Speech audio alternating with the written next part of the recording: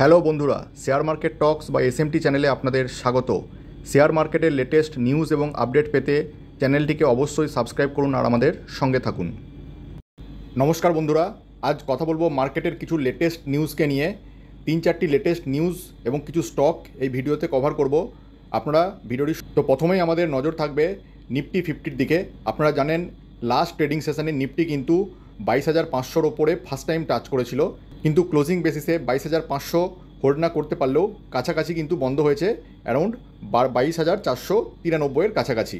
এবং সেই সঙ্গে বন্ধুরা, আজ একটি লেটেস্ট নিউজ এসছে নিফটি 50-র আউটলুক নিয়ে, যেটা গ্লোবাল ব্রোকারেজ ফার্ম বা অ্যানালিস্ট কিন্তু এর টার্গেট দিয়েছে। তো গ্লোবাল ব্রোকারেজ ফার্ম ইউবিএসের বক্তব্য অনুযায়ী নিফটি 50 কিন্তু নেক্সট ইয়ার মার্চের মধ্যে, মানে মার্চ 2025-এর মধ্যে কিন্তু 25,200 লেভেল কিন্তু টাচ করতে চলেছে। সুতরাং কারেন্ট লেভেল থেকে প্রায় 3,000 পয়েন্টের মতো কিন্তু নিফটি বাড়তে চলেছে, সেটা এই গ্লোবাল ব্রোকারেজ ফার্ম বা অ্যানালিস্ট এর বক্তব্য। আর আপনারা জানেন যে এই লাস্ট কোয়ার্টারে ইন্ডিয়ার কিন্তু জিডিপি গ্রোথ ছিল প্রায় 8.4%-এর মতো, এবং আরবিআই যেটা এক্সপেক্ট করছে যে এই বছর on an average GDP growth কিন্তু 8% হারে থাকবে। সুতরাং যদি এই গ্রোথ ইন্ডিয়া মেনটেন করতে পারে তাহলে কিন্তু 25,200 লেভেল টাচ করা নিফটির ক্ষেত্রে কোনো অসম্ভবই নয়। কিন্তু সেই সঙ্গে আরেকটি বড় ফ্যাক্টর হলো যে এবছর আমাদের কিন্তু লোকসভা ইলেকশন আছে, যেটা আমরা জানি।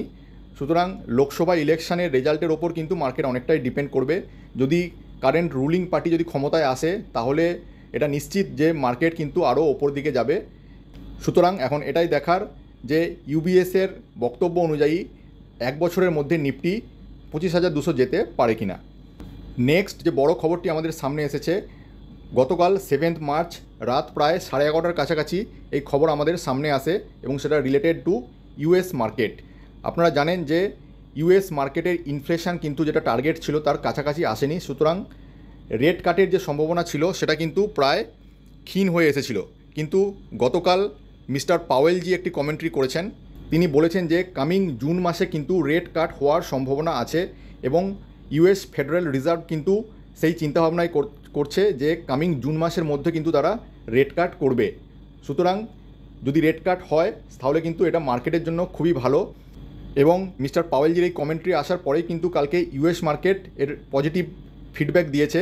ইউএস মার্কেট কালকে প্রায় নাসড্যাক 1%-এর ওপরে কিন্তু বৃদ্ধি পেয়েছিল, এবং সেই সঙ্গে ডাউ জোন্স ইন্ডাস্ট্রিয়াল কিন্তু প্রায় 0.3%-এর মতো কাল বৃদ্ধি পেয়েছে। নেক্সট বড় খবরটি হলো মিউচুয়াল ফান্ড ইন্ডাস্ট্রি বা এএমসি বিজনেস রিলেটেড। তো বন্ধুরা, এএমসি বিজনেসে কিন্তু ম্যাসিভ গ্রোথ লক্ষ্য করা যাচ্ছে লাস্ট ফেব্রুয়ারি মাসে। আপনারা যদি দেখেন যে মিউচুয়াল ফান্ড ইন্ডাস্ট্রিতে এসআইপি ইনফ্লো কিন্তু প্রায় 19,000 কোটি টাকার বেশি হয়েছে লাস্ট ফেব্রুয়ারি মাসে। জানুয়ারি মাসে এসআইপি ইনফ্লো ছিল প্রায় 18,838 কোটি টাকার মতো, সেটা কিন্তু ফেব্রুয়ারি মাসে এসে দাঁড়িয়েছে প্রায় 19,187 কোটি টাকার মতো। এবং যে নতুন এসআইপি রেজিস্ট্রেশন কিন্তু হয়েছে প্রায় 50 লাখের কাছাকাছি। সেই সঙ্গে ইন্ডিয়ার টোটাল মিউচুয়াল ফান্ড ইন্ডাস্ট্রির যে এইউএম দাঁড়িয়েছে, মানে অ্যাসেট আন্ডার ম্যানেজমেন্ট দাঁড়িয়েছে, সেটা কিন্তু প্রায় 10.5 লাখ ক্রোড়। সুতরাং দেখুন, মিউচুয়াল ফান্ড ইন্ডাস্ট্রির থ্রু দিয়ে কিন্তু হিউজ পরিমাণ টাকা আমাদের শেয়ার মার্কেটে ঢুকছে।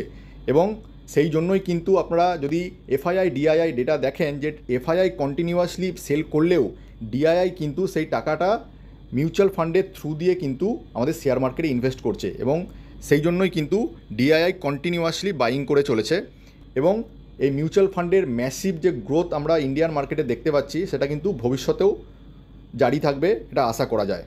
সুতরাং মিউচুয়াল ফান্ড ইন্ডাস্ট্রির এই ম্যাসিভ গ্রোথের জন্য ডেফিনেটলি মিউচুয়াল ফান্ড রিলেটেড যে সমস্ত কোম্পানিগুলো আছে বা এএমসি বিজনেস রিলেটেড যে সমস্ত কোম্পানিগুলো আছে সেগুলো কিন্তু লং টার্মে ভালো করবে। যেমন ক্যাম্পস বা কম্পিউটার এজ ম্যানেজমেন্ট সার্ভিস, এই শেয়ারটি কিন্তু ইন্ডিয়ার যে মিউচুয়াল ফান্ডগুলোকে কিন্তু হোল্ড করে।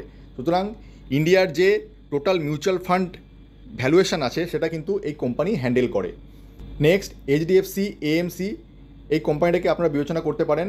এইচডিএফসি এএমসি একটা লার্জ ক্যাপ স্টক, এবং এটি কিন্তু এইচডিএফসি যে মিউচুয়াল ফান্ড ইন্ডিয়াতে বিক্রি হয় এই কোম্পানি সেই এইচডিএফসি মিউচুয়াল ফান্ডগুলিকে কিন্তু বিক্রি করে। নেক্সট আরেকটি এএমসি কোম্পানি হলো নিপন ইন্ডিয়া বা নাম ইন্ডিয়া লিমিটেড, এটিও কিন্তু মিউচুয়াল ফান্ড বিক্রি করে ইন্ডিয়াতে।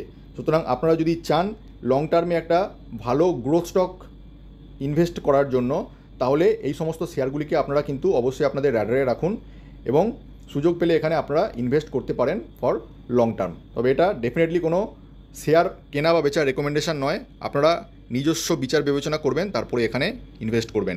তো বন্ধুরা, এই ছিল আজকের আপডেট। ভিডিওটি ভালো লাগলে অবশ্যই লাইক কমেন্ট শেয়ার করবেন এবং অবশ্যই চ্যানেলটিকে সাবস্ক্রাইব করবেন যদি প্রথমবার আপনি এই চ্যানেলে এসে থাকেন। থ্যাংক ইউ বন্ধুরা, এখনকার মতো এই পর্যন্ত। দেখা হচ্ছে পরের ভিডিও।